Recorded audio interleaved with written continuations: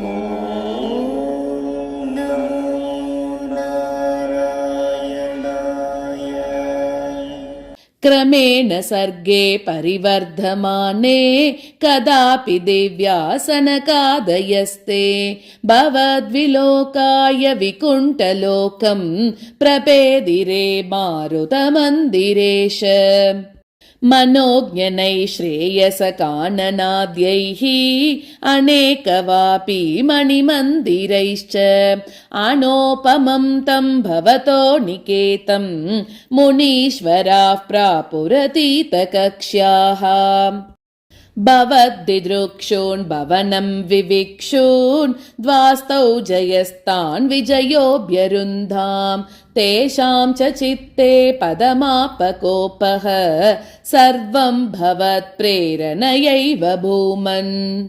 वैकुण्ठलोकानुचितप्रचेष्टौ कष्टौ युवां दैत्यगतिं भजेतम् इति प्रशप्तौ भवदाश्रयौ तौ हरिस्मृतिर्नोऽस्त्विति नेमतुस्तान्।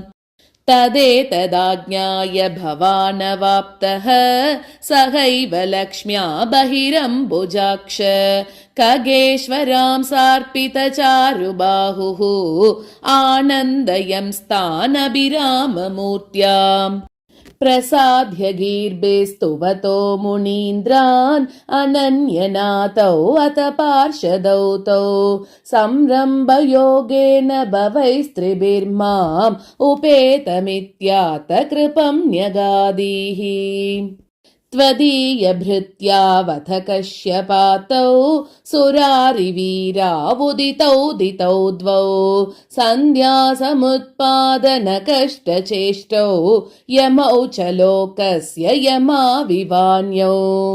हिरण्यपूर्वः कशिपुः किलैकः परो हिरण्याक्ष इति प्रतीतः उभौ भवन्नाथमशेषलोकं रुषाण्यरुन्धां निजवासनान्दौ।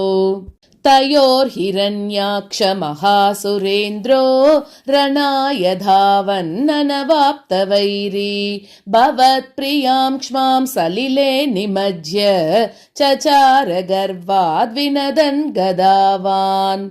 ततो जलेशात् सदृशं भवन्तं निशम्य बभ्राम गवेषयंस्त्वां भक्तैकदृश्यः स कृपानिधे त्वं निरुन्दिरोगान्मरुदालयेश। नारायण अखिल गुरो भगवन्नमस्ते। सर्वत्र गोविन्दनाम संकीर्तनं गोविन्द गोविन्द।